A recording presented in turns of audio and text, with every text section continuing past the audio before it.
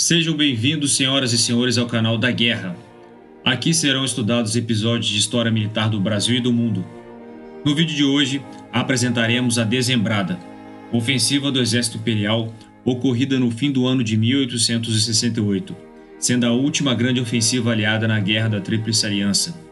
As batalhas de Itororó, Avaí e Lomas Valentinas ocorreram durante essa grande operação. Elas ocasionariam grande perda de vidas humanas para ambos os beligerantes. Mais de 30 mil soldados foram mortos ou feridos ao longo de quase um mês de lutas encarniçadas. Em 11 de novembro de 1864, o ditador paraguaio Francisco Solano Lopes ordena o aprisionamento do vapor brasileiro Marquês de Olinda e o ataque às guarnições brasileiras na fronteira entre os dois países. Começava dessa forma o conflito que ficou conhecido como Guerra do Paraguai ou Guerra da Tríplice Aliança. Argentina e Uruguai foram arrastados para o conflito pelas ameaças paraguaias, que acabaram por se concretizar com a invasão guarani à província argentina de Corrientes. Como consequência, Brasil, governado pelo imperador Dom Pedro II, Argentina, pelo presidente Bartolomeu Mitre, e Uruguai, por Venâncio Flores, firmaram o Acordo da Tríplice Aliança, que colocava os três países do mesmo lado contra o Paraguai.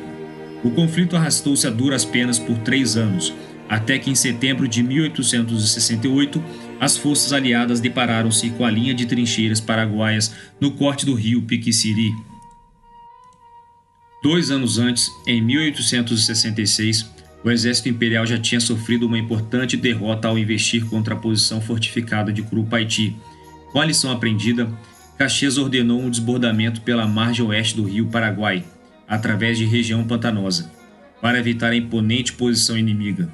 A construção de tal estrada ficou conhecida como Estrada do Chaco e ficou sob a responsabilidade do 2º Corpo de Exército, sob o comando do general Argolo.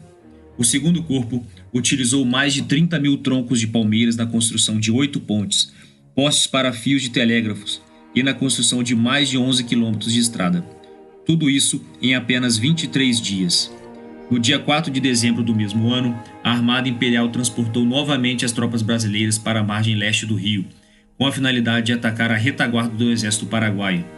Contudo, a cavalaria de Caxias detectou as tropas inimigas mais ao sul, protegendo a ponte sobre o rio Itororó. Restava a Caxias forçar a passagem pelo rio antes que as tropas paraguaias fossem reforçadas. A ponte sobre o rio Itororó era guardada pelas tropas do general paraguaio Bernardino Caballero. Estas eram constituídas por cerca de 5 mil militares, dotadas de infantaria, cavalaria e artilharia. O comandante-em-chefe, o conde de Caxias, atribuiu ao general Argolo a missão de conquistar a cabeça de ponte da margem oposta do Itororó, em 6 de dezembro daquele ano. Os diversos ataques brasileiros foram rechaçados pelas tropas paraguaias. Caxias, então, deu a ordem para que o 1º Corpo de Exército, comandado pelo general Bittencourt, substituísse o 2º Corpo na frente de combate. O general Bittencourt encontrou igual dificuldade para desalojar as tropas inimigas na margem oposta do rio. As baixas eram tamanhas que Caxias pessoalmente liderou o ataque.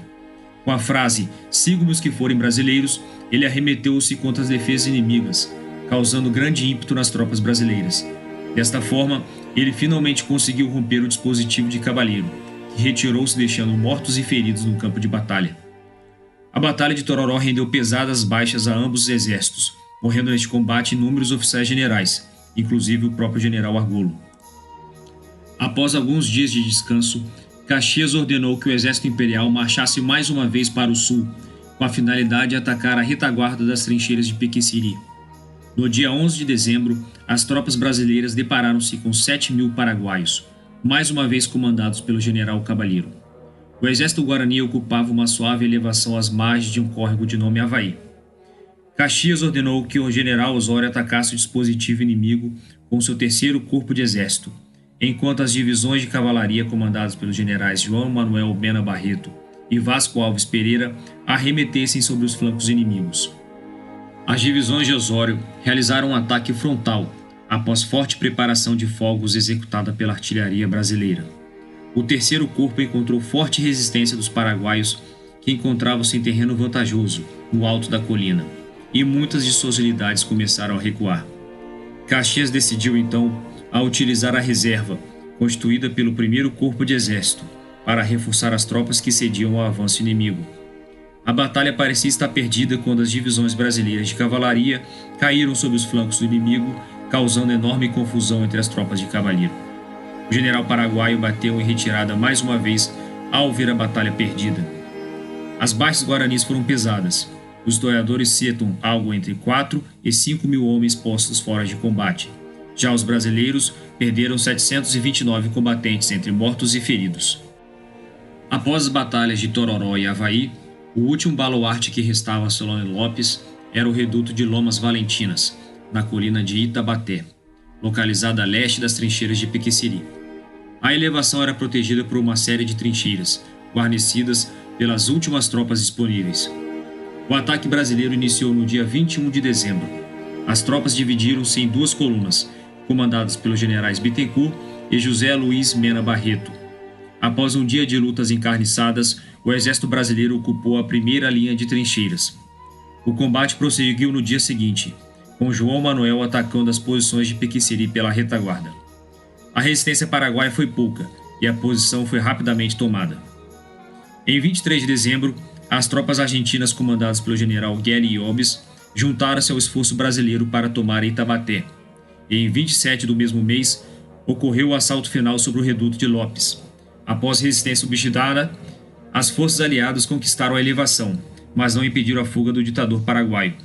Cerca de 8 mil paraguaios deixaram sua vida nessa batalha, e as tropas do Império tiveram 1.227 baixas. O exército paraguaio foi destruído após essa série de batalhas, pois havia perdido mais de 20 mil combatentes, de acordo com o historiador Francisco Doratiotto.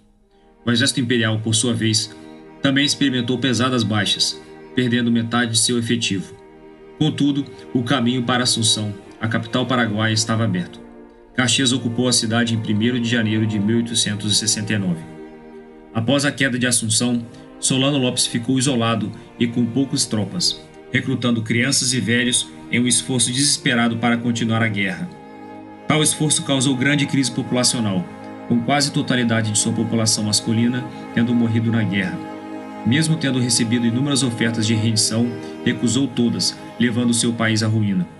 Lopes foi finalmente batido em combate pelas forças do general Câmara, na Batalha de Cerro Corá, em 1º de março de 1870, data que marca o fim dos longos 5 anos de guerra.